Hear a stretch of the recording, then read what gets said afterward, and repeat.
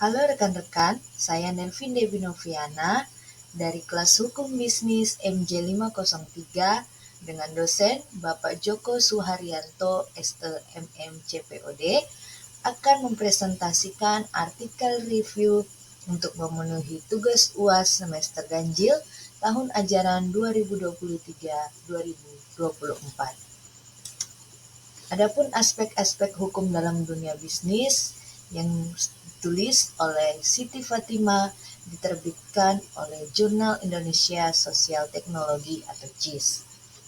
Untuk pembahasan di sini ada abstrak, latar belakang masalah, metode yang digunakan, hasil dan kesimpulan serta relevansi.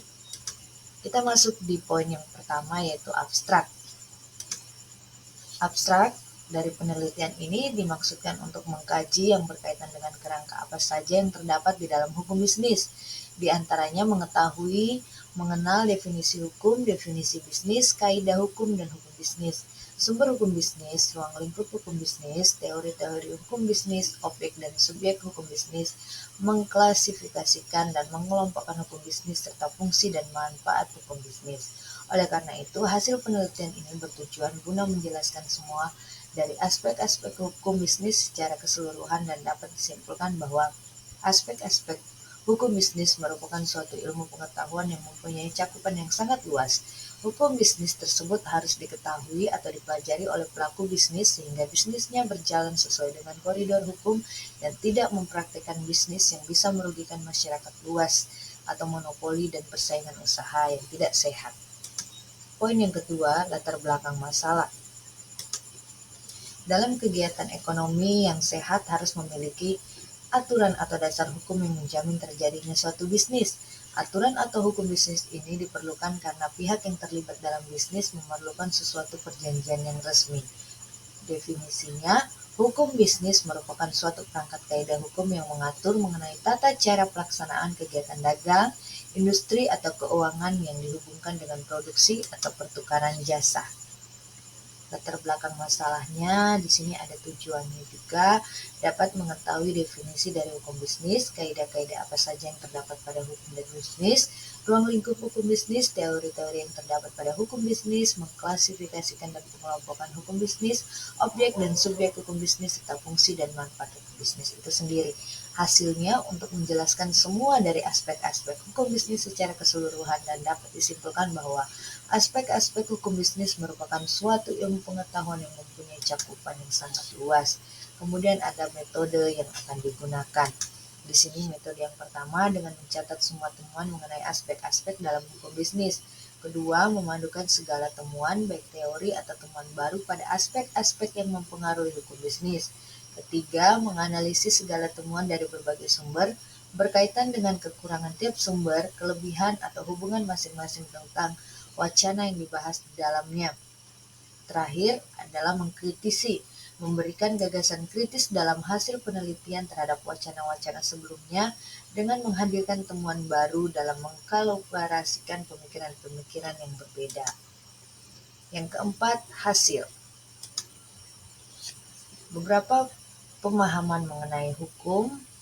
Menurut SARA tahun 2012, Himpunan Peraturan-Peraturan Pemerintah, Perintah, dan Larangan-Larangan yang mengurus tata tertib suatu masyarakat dan oleh karena itu harus ditaati oleh masyarakat itu. Sedangkan menurut Laurentius R5 tahun 2018, mempunyai sifat mengikat dapat membuat siapapun mempunyai rasa tanggung jawab dan takut akan melakukan tindakan melanggar hukum. Menurut Mahadika 2018, semua aturan yang mengandung pertimbangan kesusilaan ditujukan kepada tingkah laku manusia dalam masyarakat dan yang menjadi pedoman bagi penguasa-penguasa negara dalam melakukan tugasnya. Menurut Iriadi tahun 2019, di sini kumpulan peraturan atau kaidah mempunyai isi yang bersifat umum dan normatif. Menurut Nus Hafi yang terbit tahun 2020, kumpulan peraturan-peraturan yang terdiri dari norma dan sanksi-sanksi. Jadi dari beberapa literatur pada slide sebelumnya, hukum dapat diartikan sebagai himpunan peraturan-peraturan yang mengatur pergaulan hidup masyarakat dan dibuat oleh lembaga yang berwenang yang bersifat memaksa dan harus ditaati, karena apabila tidak ditaati akan ada sanksi yang tegas meskipun harus melalui persidangan terlebih dahulu. Menurut Presidensi Kurniasari Mubarek dan Latifah tahun 2022. Hukum memiliki banyak dimensi dan segi, sehingga tidak mungkin memberikan definisi hukum yang sungguh-sungguh dapat memadai kenyataan. Walaupun tidak ada definisi yang sempurna mengenai pengertian hukum, definisi dari beberapa sarjana tetap digunakan, yakni sebagai pedoman dan batasan melakukan kajian terhadap hukum. Pemahaman mengenai bisnis. Menurut Sagita tahun terbit 2015, bisnis adalah usaha yang menyediakan produk atau jasa yang diinginkan oleh pelanggan. Menurut Sari Silalahi dan Tambunan tahun terbit 2022, bisnis adalah organisasi yang menyediakan barang atau jasa untuk memperoleh laba. Pemahaman mengenai hukum bisnis. Yang pertama, menurut Gracia Kurniati tahun 2016, suatu perangkat kaidah hukum yang mengatur tentang tata cara pelaksanaan urusan atau kegiatan dagang, industri atau keuangan yang dihubungkan dengan produksi atau pertukaran barang atau jasa dengan menempatkan uang dari para wirausahaan dalam risiko tertentu dengan usaha tertentu dengan motif untuk mendapat keuntungan tertentu. Menurut Dr. Johannes Ibrahim SH.M.Hum, hukum bisnis adalah seperangkat kaidah-kaidah hukum yang diadakan untuk mengatur serta menyelesaikan persoalan-persoalan yang timbul dalam aktivitas antar manusia, khususnya dalam bidang perdagangan. Secara umum, dapat didefinisikan sebagai semua ketentuan hukum yang tertulis ataupun lisan yang mengatur hak dan kewajiban dari suatu perjanjian dan perikatan yang ada atau terjadi dalam aktivitas bisnis. Di sini ada dua aspek pokok dalam hukum bisnis menurut Rohmat tahun terbit 2016, yaitu aspek kontrak atau perjanjian itu sendiri yang menjadi sumber hukum utama, di mana masing-masing pihak tersebut untuk patuh kepada kontrak yang telah disepakati dan ditetapkan sebelumnya. Yang kedua, aspek kebebasan berkontrak, di mana para pihak bebas untuk membuat dan menentukan isi dari kontrak yang telah disepakati, dan tentunya harus diikuti dengan tanpa adanya keterpaksaan. Pemahaman mengenai kaidah hukum. Di sini kaidah merupakan ukuran atau patokan pedoman seorang untuk bertindak. Artinya jika hukum dilanggar, maka akan ada paksaan yang berwujud ancaman yang harus ditaati. Kaidah hukum merupakan kaidah yang memiliki sanksi tegas yang mengatur interaksi atau hubungan antar individu, baik secara langsung maupun tidak langsung. Jadi dengan adanya kaidah hukum, maka diharapkan dapat tercipta, terpelihara, dan terbentuk kedamaian dalam masyarakat. Karena kaidah hukum sangat penting dalam tatanan kehidupan bermasyarakat, berbangsa, dan bernegara. Ya, kaidah hukum di sini ada terbagi dua. Yang pertama, hukum imperatif, yaitu kaidah hukum yang bersifat harus ditaati, bersifat mengikat dan memaksa. Yang kedua, hukum fakultatif, yaitu hukum itu tidak secara a priori mengikat. Kaidah fakultatif bersifat sebagai pelengkap. Ya, jadi ini pemahaman mengenai kaidah hukum. Sumber hukum di Indonesia dapat dibedakan menjadi dua jenis. Yang pertama, sumber hukum material adalah sumber hukum yang menentukan isi suatu peraturan atau norma yang mengikat rakyat. Sumber hukum material berasal dari keadaan hukum masyarakat, keadaan ekonomi dan sosial, pendapat umum, tradisi agama, hasil penelitian ilmiah, moral, perkembangan geografi, perkembangan internasional, dan politik hukum. Sumber hukum formal, itu yang kedua, adalah sumber hukum yang menentukan bentuk dan sebab lahirnya suatu peraturan atau norma hukum.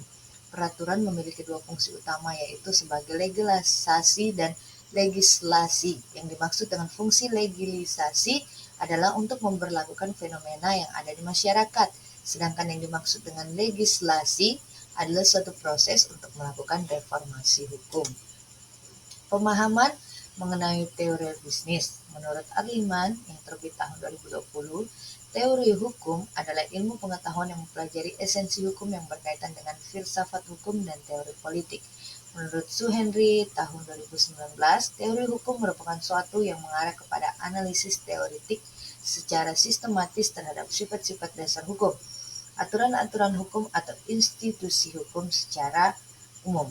Menurut John Finch, teori hukum yaitu studi yang meliputi karakteristik esensial pada hukum dan kebiasaan yang bersifatnya umum pada suatu sistem hukum yang bertujuan menganalisis unsur-unsur dasar yang membuatnya menjadi hukum dan membedakannya dari peraturan-peraturan lain.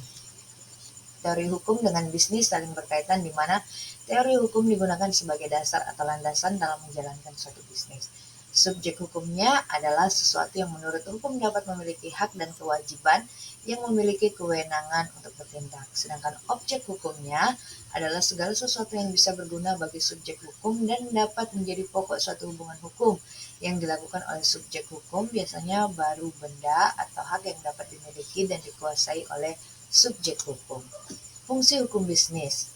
Di sini antara lain, yang pertama sumber informasi yang berguna bagi praktisi bisnis untuk memahami hak-hak dan kewajiban dalam praktisi bisnis agar terwujudnya watak dan perilaku aktivitas di bidang bisnis yang berkeadilan, wajar, sehat, dan dinamis, melindungi berbagai suatu jenis usaha, khususnya untuk jenis usaha kecil menengah (UKM).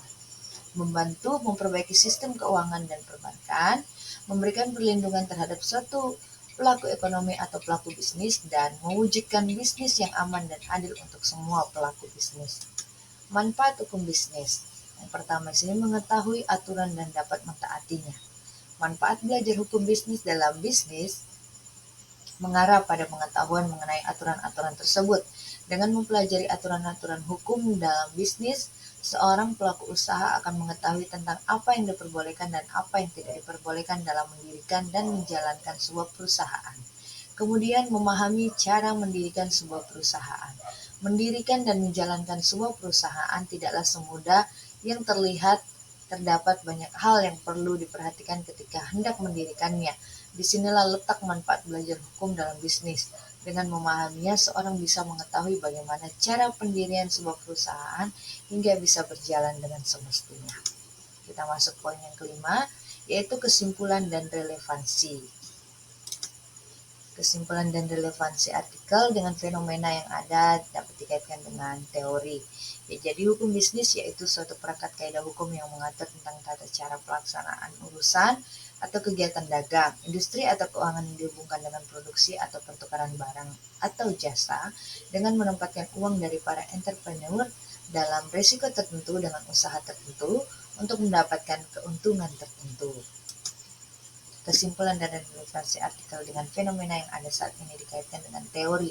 Dalam kegiatan-kegiatan bisnis, hukum jelas diperlukan demi kepentingan para pihak agar terwujud watak dan perilaku aktivitas di bidang bisnis yang berkeadilan, wajar, sehat, dan dinamis yang dijamin oleh kepastian hukum. Dan hukum bisnis tersebut harus diketahui atau dipelajari oleh pelaku bisnis sehingga bisnisnya berjalan sesuai dengan koridor hukum dan tidak mempraktekkan bisnis yang bisa merugikan masyarakat luas atau monopoli dan persaingan usaha yang tidak sehat.